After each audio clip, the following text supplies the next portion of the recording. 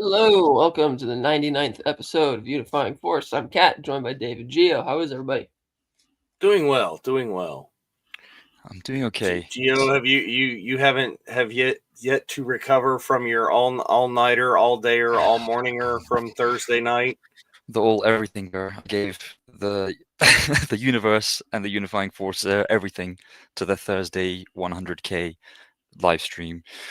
Yes, I'm still recovering, but yeah, thank goodness for the weekend and Sunday. Indeed. Yeah, it's getting really cold. I don't know how you guys are. This is boring weather talk, but autumn officially started last Monday in a meteorological sense, and since then the temperatures have nosedived, and it's just grey and rain with the occasional sunny afternoon that's still a scarfish type cold. So No, this is autumn in North Carolina, which means it's 90 degrees and there's a hurricane on the way. So, actually, I think not one, but two hurricanes on the way. But, is that just routine for the season? That is how it is. It is the hurricane season. It is the way that it works around here. Hopefully, these will be some false alarms and head out to sea. It looks like it is turning towards that, so that will be good. Let's hope so. How about you, Kat? What's Northern California looking like this fall? Right now it's overcast outside, but it's been hot, like summer weather still. Yeah. Oh wow. We're getting a lot of that. But we're not going to just sit there and talk about the weather this time. There's a lot of Star Wars stuff that's happening that we haven't had a chance to cover yet. Let's start with the Emmys. Actually Star Wars properties winning Emmys for a change. What kind of levels of craziness in that is I don't know. I mean, I'm happy that Andor won what it did. I mean, Andor won 5 Emmy awards. Yeah. But I think it should Creative have Arts done. Emmys, right? What's that? Creative Arts Emmys, and then the one writing Emmy. Yeah. Right? Yeah. So let's see. We've got outstanding writing for a drama series. For the episode "Welcome to the Rebellion." Outstanding fantasy and sci-fi costumes, outstanding picture editing for a drama series, outstanding production design for a narrative, period, or fantasy program, and outstanding special visual effects in a season or movie. Yeah.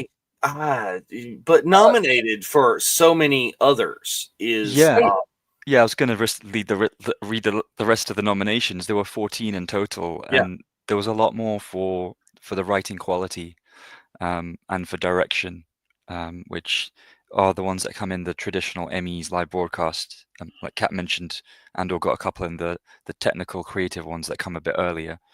And it's a bit of a shame because it means that I don't know who still watches award shows live, but there are people who watch them.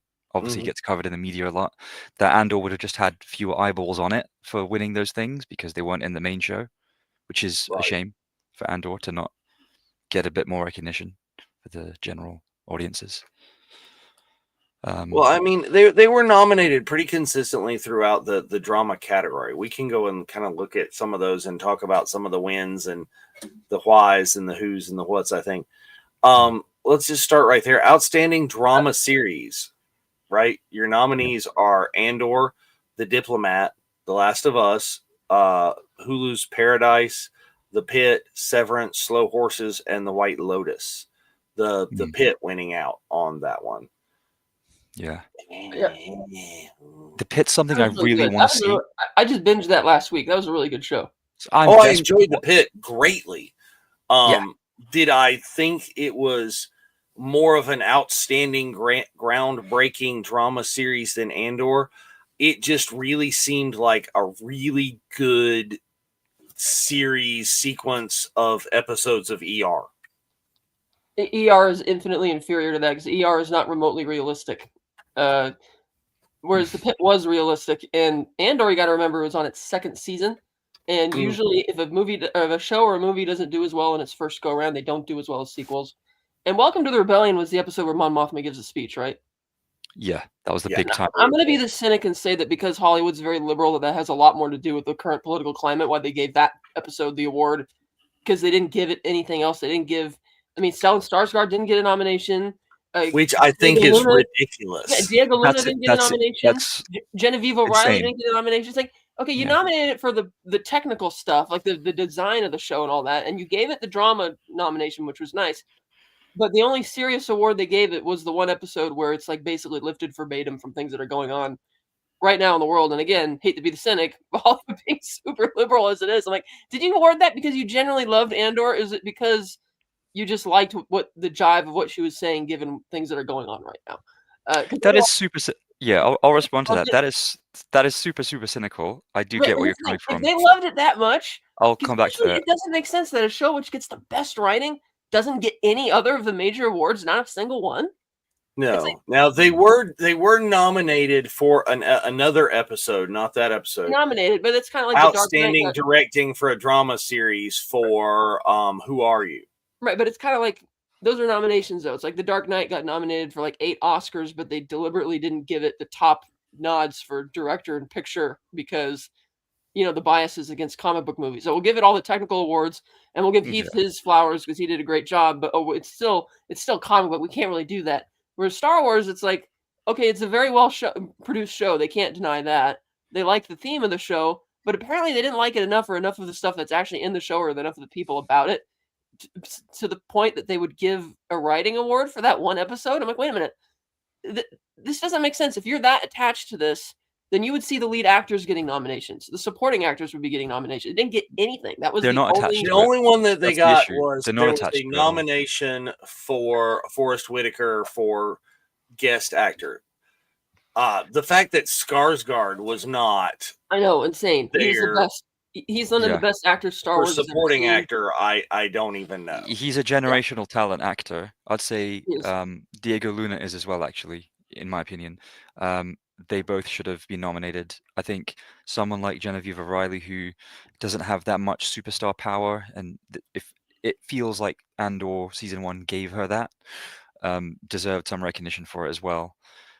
Because the men and women in Andor are very well written, and that's another issue that fantasy and sci-fi often have, that women aren't really given screen time. They're not developed as actual human beings that have positive and negative traits and have many facets to the character. So Andor was fantastic because it humanized everybody, whether it was somebody that you just saw on screen in the background of the ISB.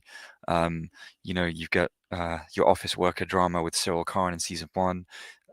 You've got normal human character moments, and you'd want the award shows to really recognize that, because you'd think that if an award show recognizes that in a TV series such as in Andor, then it's going to be encouraged, and it will support the idea of more people writing in that way and spending the time and money on the writing and getting good writers and giving them time to develop things, rather than being CEO demands this and we need to tick A, B, and C for that demographic, and our socials are saying that this is currently trending and going viral. Yeah. You'd hope that, yeah. But I don't know. The Emmys, to me, this has become, we're entering strange ground. Like I said, is we've got a Star Wars property nominated for so many and winning 5, which is great and amazing.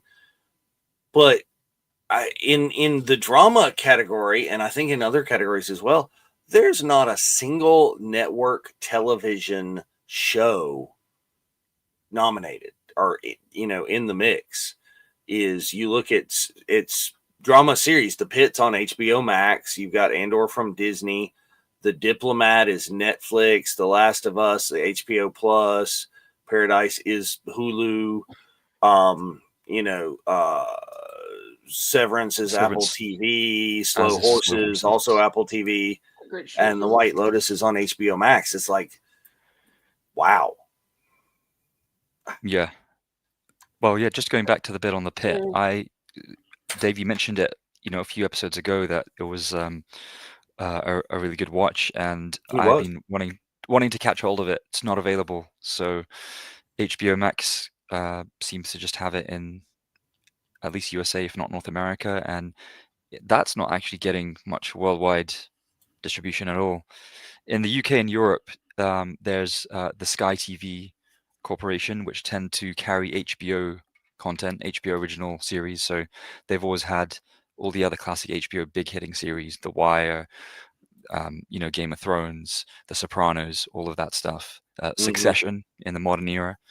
And I feel like, some of those shows like Succession might have been the last mega hit that came about organically on TV and not just exclusively on an on-demand streaming service.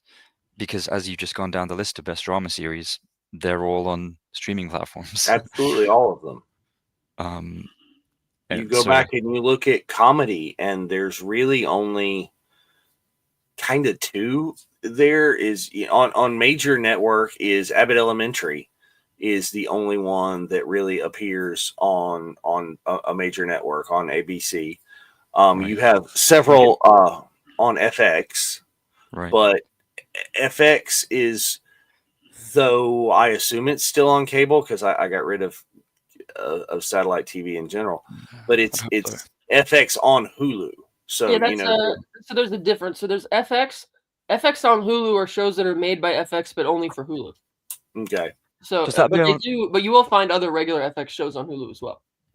So for those FX on Hulu shows, does that mean they're only on Hulu, the streaming service? Yes, because Hulu's a streamer, not a TV station. Right, because for us, and FX being part of Fox, which is owned by Disney, and Hulu now owned by Disney, so they're all in the same wheelhouse. So therefore, you're seeing that sort of thing where it only one of those is a streaming show or a not streaming show. Yeah, that's because the streaming shows tend to be just much better quality. Well, it's much better quality, I think, because it's like the level of budget. Your streaming budget, they don't have the time constraints. They could do whatever they want. They don't have all the ratings restraints. They could do anything, And it's a huge trend, I think, that you're getting a lot of. What was that? Go ahead, Gio. Yeah, no worries. I was just about to say that you're looking down the best comedy series list, and the reason why I ask about Hulu specifically is because, as not someone who's watching TV in the US, Hulu I'm familiar with because we've actually been lucky, and I think I did say this right when Disney Plus was just kicking off and spreading around, that touch wood, I hope it stays, knock on wood, the content options from Disney Plus, the app and the streaming service for UK and Europe was so much wider than the US, North America, because we've had FX shows from the beginning. So pretty much any big time FX show, whether it's a historical one or one that's in the last few years on streaming since COVID, that's been available through Disney Plus and also Hulu stuff. So for example, I'm familiar, and British and European people will be familiar with Abbott Elementary, The Bear, and Only Murders in the Building because we know it's available on Disney Plus. So you're seeing even the ABC stuff. You don't see ABC as a regular network over there. You see it as streaming. We see it as that's the only way to get it available to watch. Yeah, we do.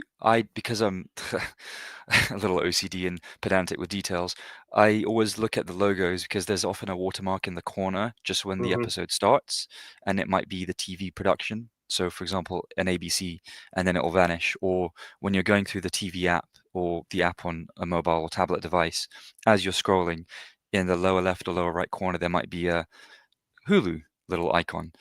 But you won't notice that if you're just thinking, oh, I see Only Murders in the Building. Let me click that. Oh, there's a new season. Let me get on that and see what, Steve Martin and Selena Gomez and Martin Short are talking about this time. So it's interesting still, even though we're in a connected global world, how there are these regional restrictions and regional locking, which means that our perception of a TV show or a film might be a little bit different, or much more annoyingly, our accessibility, even paying for a premium service, might be limited depending on the roulette of where we're born or living or working right now. Well, yeah, it's tough. Getting eyes on these shows becomes different since they're all in different places now, is, I think I own or I pay for all of these streaming services at this point, but I'm not regularly watching every single one of them. I've seen of the nominees for outstanding drama. I watched The Pit religiously. I loved that. I had to watch it as it came out. I Andor, wish I would have been with you there. It sounded Andor, of course, the same. Mm. The Last of Us, I started off watching that way, and then it just kind of got boring. yeah, it devolved. But like, I have only seen very little bits of Severance, Slow Horses, White Lotus, and The Diplomat in Paradise. It's just, there's so much content because it's opened up to what's happening in all of these different places. But yeah, is you get so much more of the streaming. I think it's that they're drowning out the network content because of all of those things, and because the streaming, they're becoming mini movies. And you're seeing that. You were mentioning Only Murders in the Building. I mean, how many movie actors are in that show? Yeah.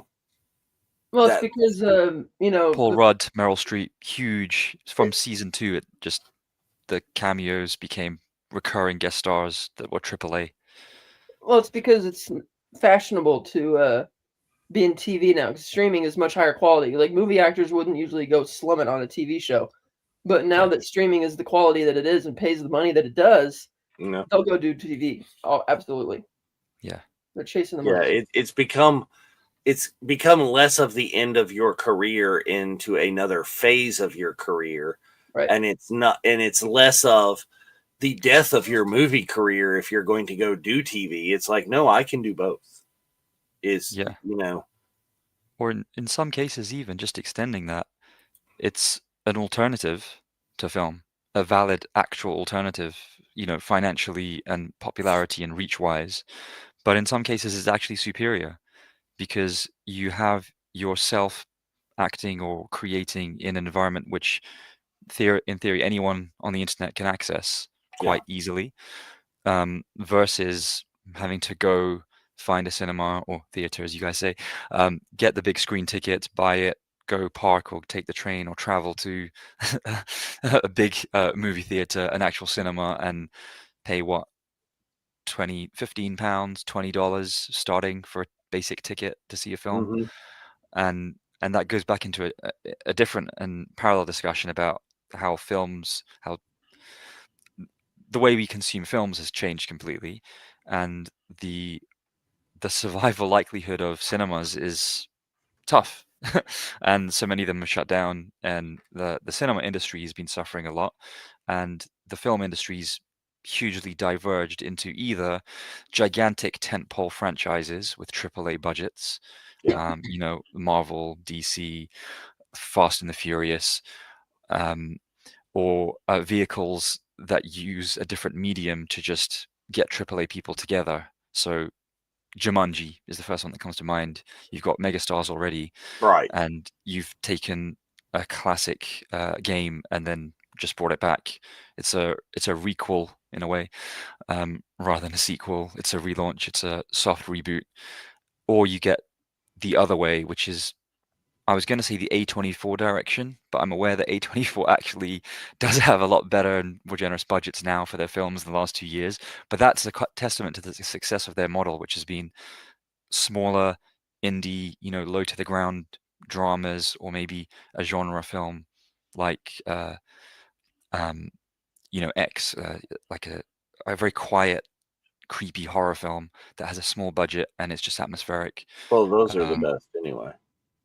Exactly. So yeah, the film industry is kind of split into either massive money, huge budget, cinema, popcorn eating stuff that, I guess film critics and film auteurs can be a bit snobbish about and be like, the whole Martin Scorsese thing of, that's not cinema, that's just a theater, it's a theme park ride. Or the much smaller budget, $10-20 million tops project that people talk about, and you kind of hear by word of mouth, maybe if you have friends or family who happen to come across it or connected in the field some way. But otherwise, there's no middle ground. There's no middle budget film anymore that does well. If you look at the comedy lists for the Emmys, right? Yes. You look at if we look at the top 10 films of 2025 or 2024, I don't think there's a single comedy film that would be in the top 10 box office returns. And yet comedy's thriving on TV and streaming. Absolutely. Well, and we've got to huge discuss actors. that again. We've talked about like this, and the whole show is we should probably do that in a upcoming episode, is that the last year or two is supposed to have been like rebirth and relaunch of cinema and film in theaters and getting people to go back to the theaters, and people are not going back to the theaters. No matter how much more money that people are spending and saying that oh, this movie did amazing, it did the best ever, and then you look at the entire trend for the summer and it's down by like $40 billion or something, from not just from pre-COVID, from like, a year or two ago. Yeah. 2023 seemed to save things for a bit with the whole Barbie Oppenheimer summer. It was like on the, so yeah, things were trending up, but things like this summer we did our pre-summer blockbuster kind of episode a while back. We may need to revisit that and kind of do a wrap up and just talk about we could do, yeah, where it went sideways and off the rails and didn't do what it was supposed to do. Yeah. Let's see. I'm looking at the numbers for this weekend. Oh, here, somebody chimed in to highlight that. Oh, yeah. Let's see. Yeah, it's absolutely, Liberty. It saddens me that we've lost the drive-in culture. Drive-ins have basically gone the way of the dinosaur, and they're just, something that's like a novelty at this point. It may come to the point where 90-inch TV screens and, to major theatrical releases go to streaming within a month or two. Yeah, is going to kill the theater in general. Because, I mean, think about it. That's a large amount of real estate, just real estate that is more valuable for something else. And that building sits unoccupied or very lowly occupied for the vast amount of the day and weekday evenings.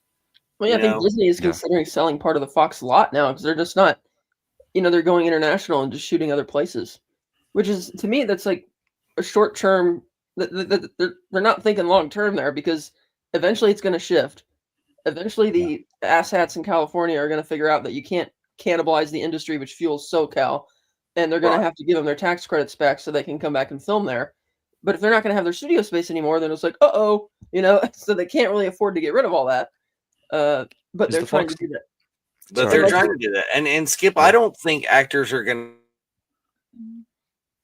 to necessarily get paid less. Oh, they are getting paid less already. They're not getting paid. They're not getting those $10-20 million paydays anymore from movies.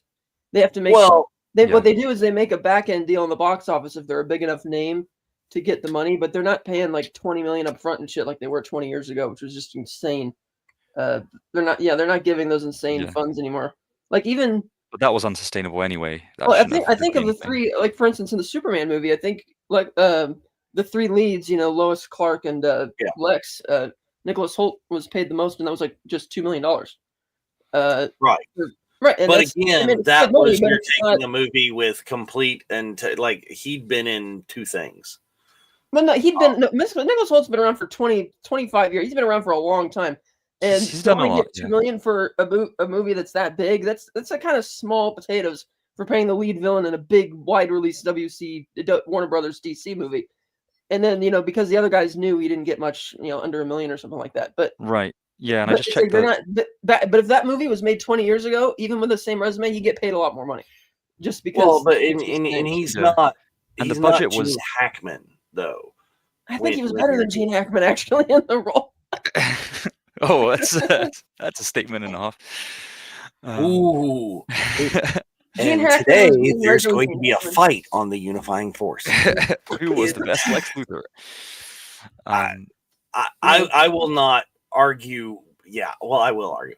It's not better, but completely different because Gene Hackman was written and supposed to be playing it for far more of a comedy and 70s, 80s type.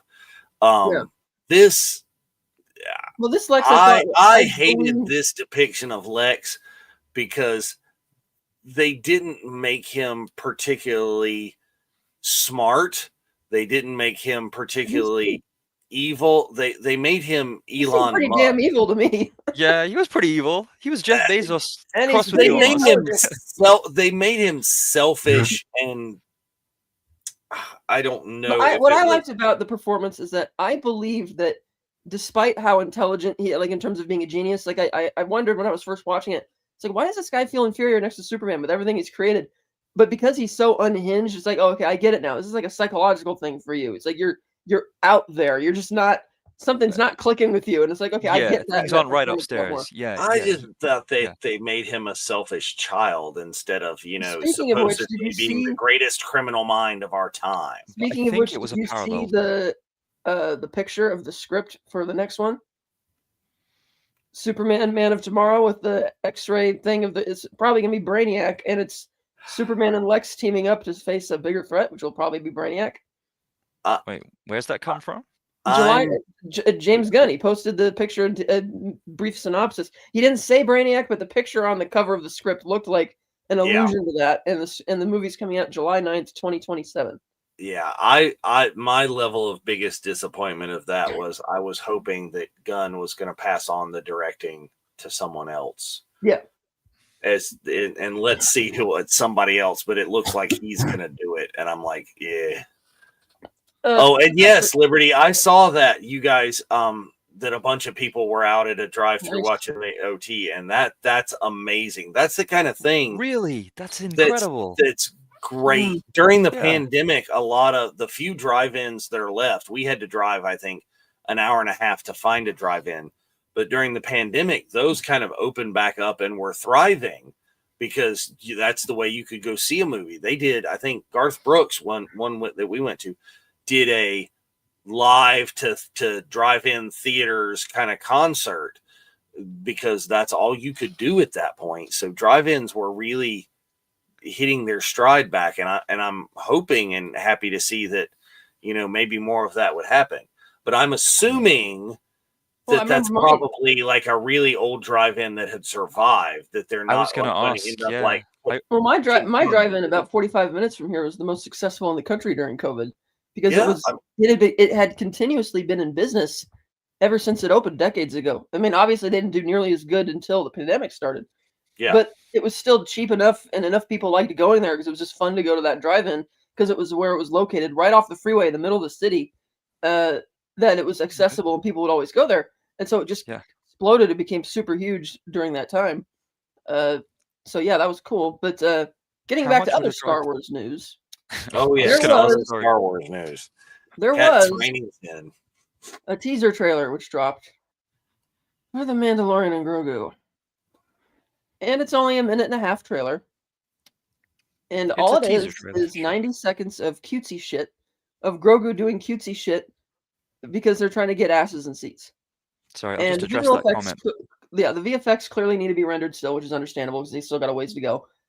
But I'm watching this, and it's like, it's a few things. One is, please don't let this just be a 2-hour clip show of cutesy Grogu crap, and the fact that they're just playing the Mandalorian theme music, I'm like, this makes me think of a TV show.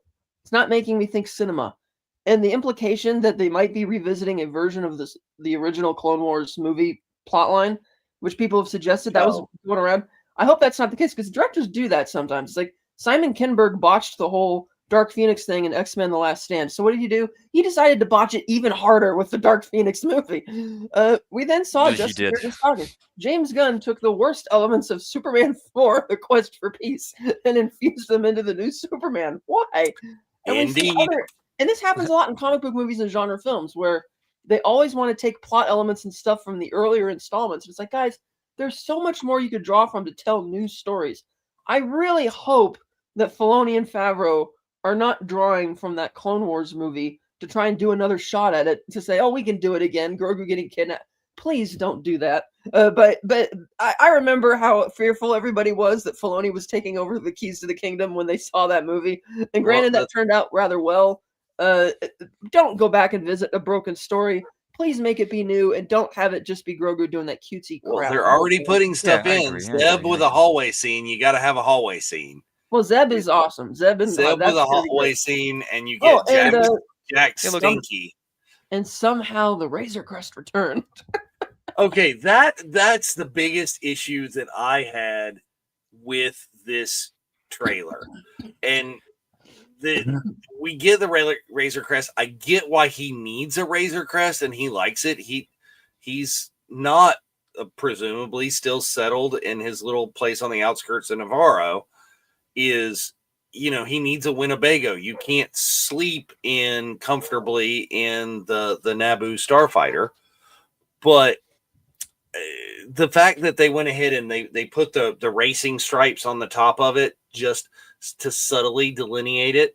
Like at first watch, I was like, ooh, like I was excited to see this as a midquel, is that they were kind of going back and they were going to show some of the Mandalorian and Grogu's adventures between the time that he really got to know him and the time he dropped him off at the Jedi Temple.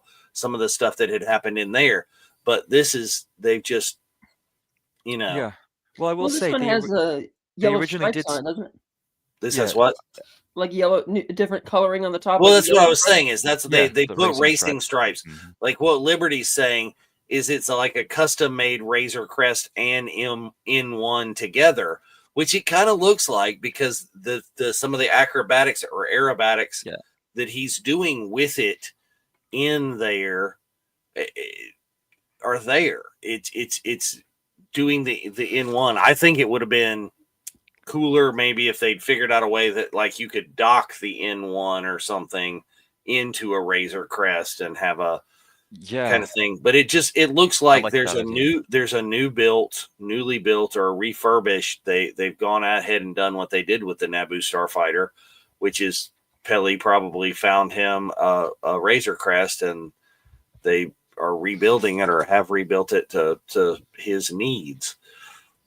Yeah. And I get that, but I was like, if you're bringing back something like that, it's just kind of kind of like the Ghost, Chantel. If there was like a dock of the Phantom and the Ghost and the it could be a response to how upset fans were that after they shelled out all that money for that, that Hasbro thing, and then only to have it blow up in the next episode the week after they started shipping them out or started selling them. Now the HasLab has to sell a mod kit with new stickers for that. Yeah. So to make it the current one, right? So highlight Chantel's earlier comment, the big one. Yeah, that's what I was going. She says she thinks it's going to be more like a TV show, season 4, rather than a movie for the big screen. Actually, I'm down to watch it. They say they're making it for IMAX and gearing it for a retro adventure feeling. Not sure if it's the best way of reintroducing Star Wars back to cinemas. I agree. It's not the best way of reintroducing Star Wars to cinemas, because by definition of an introduction, you need to find new things to get them into it. Like if this movie will obviously draw in the crowds who watched the first 3 seasons of the show. But given everybody's going to watch it. Even the people who say they're going to hate it are just going to go watch it. They're going to do their stupid boycott for 3 weeks, and then they're going to go see it anyway. So everybody's going to see it. But you're right. If you want to introduce Star Wars and get people who weren't on board with Mandalorian back into it, especially when you're coming off the heels of Andor, which is the highest, most acclaimed Star Wars property yet, then you really should have gone in that direction, I think, for your movie. Because they started making this after Andor season 1 had finished. So they'd already seen the reception to Andor season 1. It's like you should have gone in that direction to reintroduce Star Wars than just a continuation of the TV show, which is why I think the title is Mandalorian and Grogu, which is cheap marketing title, and the trailer was just cutesy Grogu shit, because that's what they're counting on to sell tickets at this point. Well, they're trying to bring in the normies. And when they say it's filmed for IMAX, don't count on it. I guarantee this movie is not shot on film. It will not be 65 millimeter or 70 millimeter projection. It won't be 70 millimeter. Only digital. Chris Nolan's doing that. Yeah, it'll be digital. Yeah, it'll be digital. Sort of like I had to eat my IMAX tickets for one battle after another.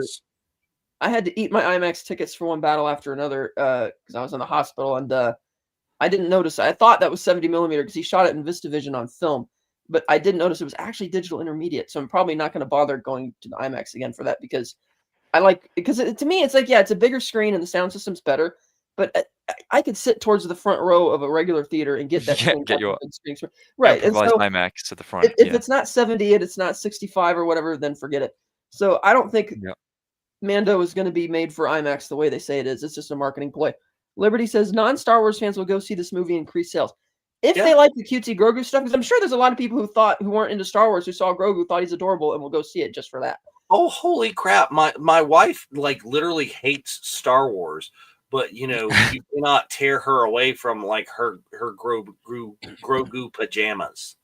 It's like, oh no, the Baby Yoda, it's the cutesy and the thing. Well, that's like Mark said, he's not allowed to have any Star Wars stuff other than one room in the house, except for Grogu, who could be everywhere.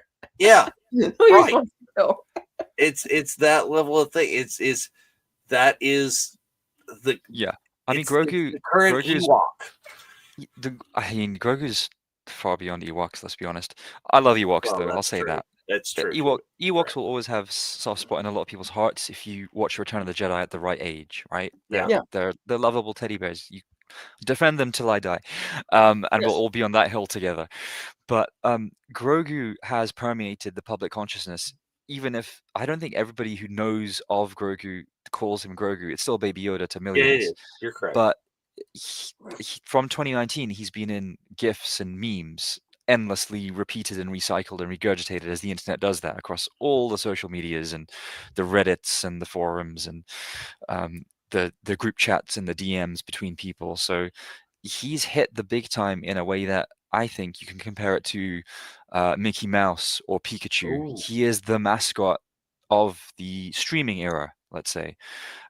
Definitely in the last 4 or 5 years, there's nothing that's been in that role and that kind of globally recognized as Grogu. So focusing on him in the opening couple of shots of the film and of the trailer, it is a teaser trailer, let's remember. So, it's meant to sprinkle some things your way. It's not meant to give anything substantial, really. And I'm glad it hasn't done that in a way, because to me that shows it's not a film studio panicking and having no confidence in their product by revealing stuff story-based immediately. That was a big trend that was happening, especially with certain franchises in the last few years, especially in the whole kind of Marvel versus DC at the box office battle. You'd see the old DCEU, ruin the ending of the film by showing the Trinity together in Batman versus Superman. Well, I mean, Superman, you had seen the vast majority of the decent parts of the film in the trailer. That's true. And so if we're looking for positives from the teaser trailer, that's definitely one that they're not revealing everything.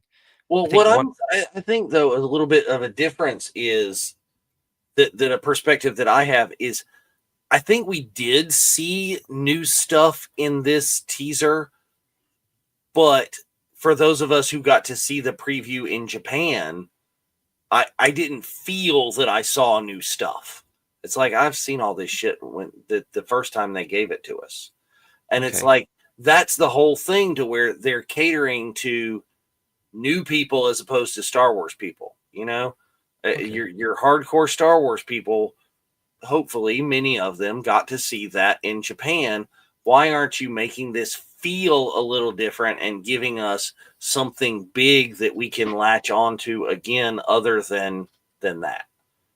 Maybe, but I think that's a really exclusive club. You're very lucky to go to Celebration in Japan, to get into the hall. It's a whole roulette about what you get to see at celebrations nowadays. So I think that but that's still tens of thousands of your core audience that you're ignoring.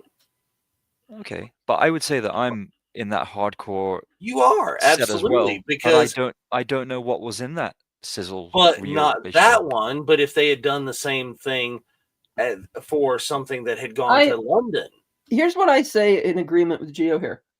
He's right that it doesn't really make sense. Like, why did they drop this teaser now? Because the assumption is that we're going to get a proper full-length trailer with Avatar in December, because that's another Disney movie. So but there was nothing Star Warsy going on this weekend or anything to randomly drop that teaser. Did it debut with a football game or something that I missed? I don't know. It just kind of was. I was in the hospital at the time. I saw it online. I'm like, I was going to wait till I got home to watch it on my big screen TV. But did the same. It would have. But he's right though. It's like at Celebration, yeah, you want to give the exclusives for the people who are there, but it's odd to wait that long, like 5 months before dropping it, and you drop it on a random day of the week. It's like, isn't there something you want to premiere this with, like a major sporting event or, something to make it feel more dramatic? Because people just dropped it in the chats that like. It dropped in a random. What was it? A Tuesday it was or something? in the middle of the day. Yeah, it was very odd. I actually saw it. I happened to just luckily see it on my phone and dropped it in our Cantina chat and a Unifying Force chat. And it happened to be within like 8 minutes of it because I looked at the YouTube time and it was like 8 minutes ago. It was very random, but I'll go with Liberty's most recent comment if we can get that up there. That it excited me. The idea of just seeing the notification that Mandalorian and Grogu official trailer from Star Wars, I thought great, and then I was it excited me in Japan, but they didn't put anything else in it. So what did you see in Japan? Could you tell us? Was it the exact same 1 minute 33? It was not the exact same. It is, of course, there's no record, and I only have that visceral feeling and the little bits. We definitely saw the AT-ATs. We definitely saw that. Yeah. Oh, so okay. It was apparently. Did they look just as bad? Supposed to be. Or did they look? Yeah. Worse? Well, you couldn't tell it was as bad because, of course, they're just projecting it on a screen within the room. Because I assume that's something that's going to have the effects rendered more. Because that looked really fake. Yeah, it looked like it looked like out of one video. would hope. But we saw a lot of that stuff. We saw the Razor Crest was back, but I think it was a different shot of the Razor Crest back. I don't recall. I know we had seen. I don't think we saw that shot of Stinky, but we had seen Stinky. We saw Sigourney. There was more of Sigourney. Right? Yeah. But Sigourney it's another part that I hope that they're not just throwing her in for no good reason. Skip's earlier comment, I just saw it. 243 million for the Acolyte. Didn't anybody tell you, Skip? The Acolyte was Lucasfilm's money laundering scheme to make money back after losing it all in Indiana Jones and the Dial of Destiny. They had to do something, man. They had to do something. They needed to get the money back. Well, just looking at the Emmy list earlier as we were going down the page, the Acolyte had a nomination. What? Where? Yeah, it was nominated for something technical. Yeah. Outstanding sound editing. Okay. For a half-hour drama series. I imagine it was probably for that duel episode with all the fighting going on. So it was. It was the episode that we universally love, Night. So the big duel between the Stranger and the Jedi. Yeah, that was that was really good sound work on that. Deserved it. Absolutely. Excellent work. It's nice to see something positive about the Acolyte because, it gets lost and forgotten a lot. Sherry asked, "Do we think Sigourney replaced what should have been Cara Dune?" That's a good question. Possibly. I mean, we don't really know who she is yet. She was kind of wearing a regular gray flight suit or whatever. My reaction would be, no I think way. They've given her, and I can't remember what it is right at this point. I think they've given her a rank. I think Colonel. Well, we might be seeing her again too, by the way. Cara Dune. Not in this movie. But Lucasfilm put out their statement saying when they settled things with her that we are looking forward to collaborating in the future, which they could have said, we will wishing, we are glad this is behind us, blah, blah, blah. But when they say collaborating together, that makes me think maybe after losing Carl Weathers, they're like, maybe we should reconsider because she's still really popular at the cons. Yeah. And and I like the character. My only thing against the character was that I didn't think she was a very good actress. She got better in season 2, but I think if she got maybe some more acting lessons, it could come back and be. Yeah, she's come from the UFC stuff. Right? It's her second career. They could potentially make her the prefect of Navarro. So, Carl is gone, something happened, and it's her wearing the cape that's toted around by the droids or something. We haven't heard any news of any type of recasting for Carl Weathers, right? They haven't cast anybody else to play him? Not that I've heard. Okay, I haven't heard anything on that like either. that. Not for the magistrate. I think was a high ranking something. I don't know. I thought we had heard that. Admiral, General, not quite that high, something a little bit lower. Yeah, I think there was a shot of her. Were there on her jacket any sort of emblems or badges? I'm trying to remember. Now, what I will say is, I'm not sure. all of this, little bit of that, little bit of this from the trailer. I loved the poster, right? The retro style, like adventure, Buck Rogers-y. The banner at the end. I did not see that. So I know it's not just the Mandalorian and Grogu. If you look at the poster, it's a very classic Indiana Jones style poster. I will look Well, that that's up kind of now. like the teaser poster or the theatrical poster they did for Dial of Destiny. It looked like an old school indie poster. Exactly but they didn't use it enough, and I'm like, that looks like an awesome poster. All right. She is a New Republic colonel. Sigourney is Colonel Ward. Colonel Ward. All right. Okay. And I think it's also part of that is, why not go out and get a big celebrity name? And she's sci-fi queen, scream queen for sci-fi. Why not get her in the movie? Plus, she's a good actress. I just hope it's not a waste. It's not like a here's the lame-o. I want it to be a cameo. Yeah, that. Excellent. Yeah, so let's talk about that for a moment. I just saw that 10 seconds ago on my phone. That's fantastic. That's an excellent poster. It's kind of Drew Struzan-ish style. It's a pulpy throwback. It looks like it's a fun, Saturday morning adventure, but also a Western, which are all, the original Star Wars themes that we've got going on there. And it makes the end of the trailer, and we just saw the green title. Yeah, for it the makes Mandalorian the green, because they've incorporated just that green into that poster. It makes that the end of more the sense. Exactly. Now the ending of that trailer initially looked a little bit jarring visually. It was compared to the rest of the trailer, but it fits. It's a congruent fit, and I like it. I think we all do.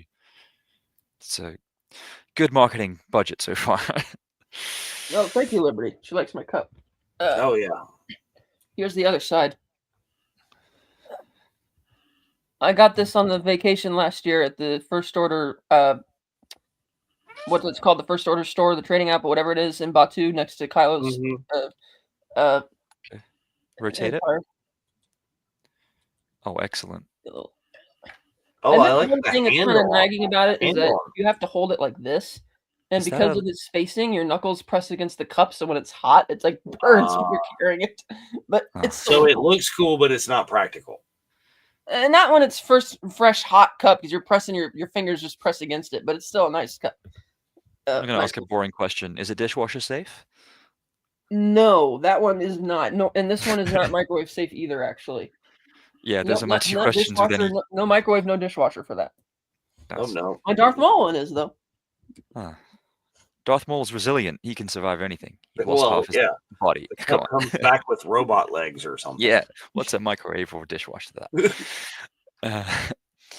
Don't worry, Cat. We'll buff out those scratches. But, I mean, yeah, overall, the trailer... I still... There are a lot of parts and things that I want to understand and I want to go see. Maybe... Possibly they're just throwing in all the cutesy to get people and there will be less cutesy.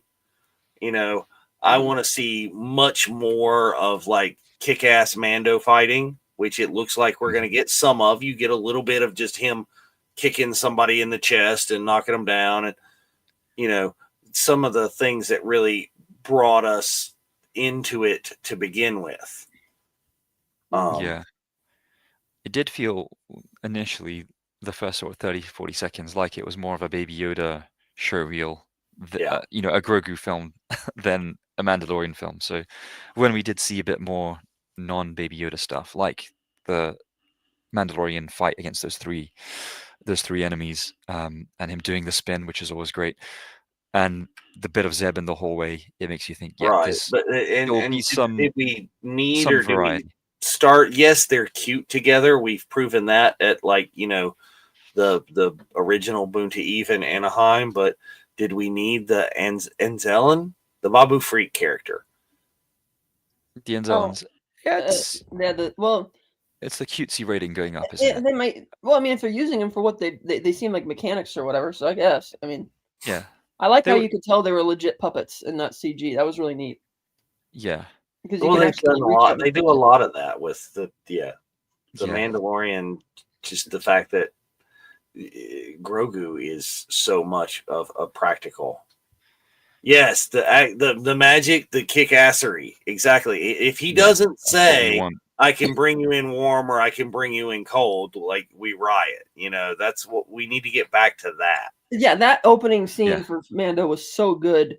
And That I was love the first 2 seasons of the show. I just wanted them best to get introduction. back to that. Same with the Boba Fett show. It's like, dude, make him Boba fucking Fett. It's like, Yes. do that. Let's go back Yes. to that. And the pew pew. We need the pew pew. Yes. Yeah. I want to see Beskar reflect blaster bolts again. I miss that sound. There's a very specific sound it makes in the show, and it's unique. And we talk about technical awards that Andor got. I think seasons 1 and 2, even season 3 of The Mandalorian had fantastic technical aspects to it as well. And it blended, as we're saying, the use of puppetry and cosmetics and all those things. We talked about this on an episode of the Watch Along when we had some stunt performers on. Is we need to see more like Emmys for stunt performing and stunt work, some sort of award for that.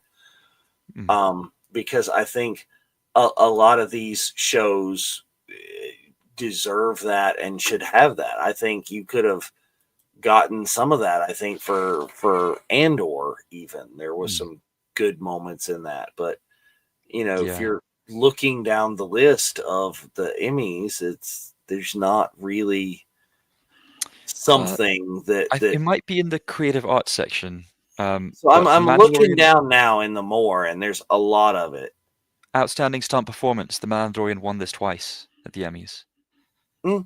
So, and stunt coordination.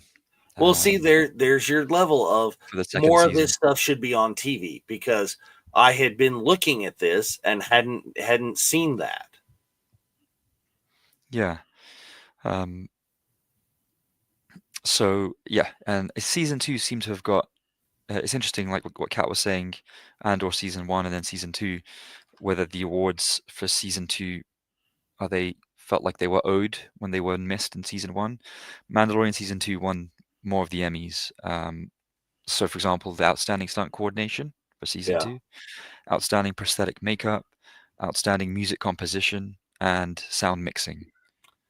So I'm down the rabbit hole on the official Television Academy website, and the stunts.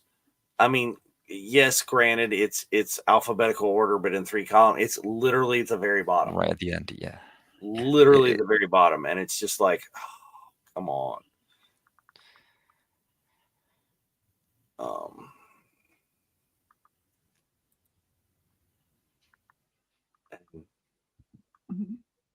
Yeah, and you see where that's won. This year was won a lot by the Righteous Gemstones, which I've never even heard about. That's for stunt coordination for comedy.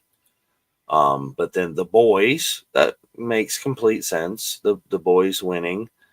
And I wish they would televise that show.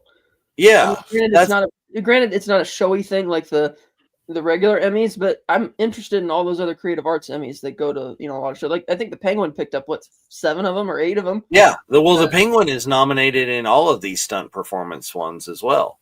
Yeah, there's some really good stuff, and then they've got stunt performances in The Rookie, so it's a very different kind of thing. Severance, The Rookie, FBI Most Wanted, The Penguin, The Boys. Oh, I missed that comment from Sherry. She says she has a mug where the handle is C-3PO's arm. That's neat. I'd love to see that on the Cantina this week. Yes, show and tell of your favorite coffee mugs on the Cantina. Yeah. I represented that. I was angry, so I wore my new Darth Maul shirt that I got at this trading outpost last month. Dark Lord of the Sith. Well, see, I can't wait till we get to talk more about and see more about that. Because has that come out? What we got to see in Japan about the Maul show? I completely forgot about that. Out anywhere? I don't know. I didn't see it at the time around April Celebration Japan. I'm inclined to think nothing official has been released in terms of, even a TV spot length, 10 seconds. So allegedly, right here, there is. Oh yeah, there's a teaser out there on a site called Galactic Trailer that appears to be what we saw, like a minute one. Just I looking. won't trust But you it have to until you have to you watch verify. so much anymore to make sure it's not fake and somebody just like I don't. AIing something or putting it together from clips. Yeah, I unless it comes from the official Star Wars YouTube channel or Lucasfilm or Disney's official ones, or on their social media pages, I don't trust it. Right. So I would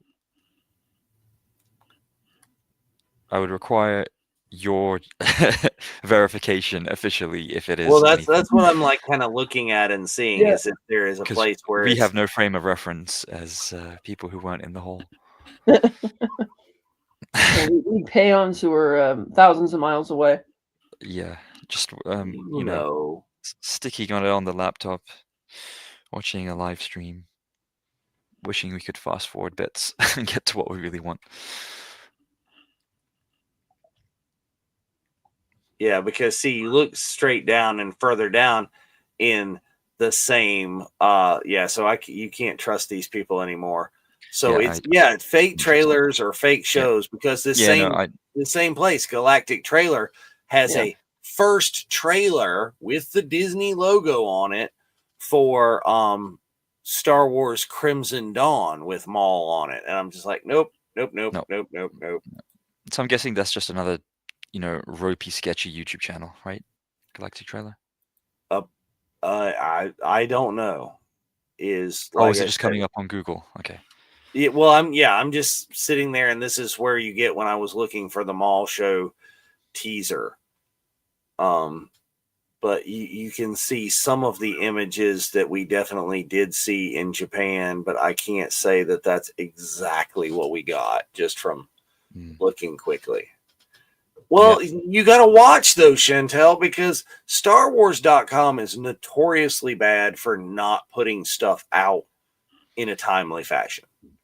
Their official YouTube channel's crap.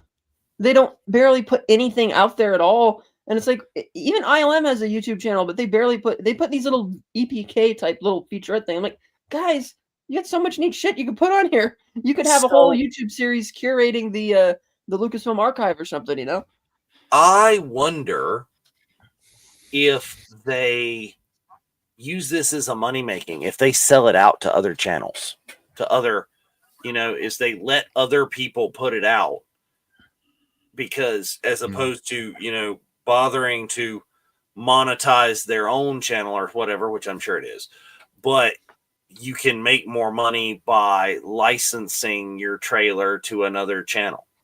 I don't know. Potentially, but it does seem like a huge mess in terms of marketing, advertising to not. Well, I'm with Chantel though. I don't. Was founded on.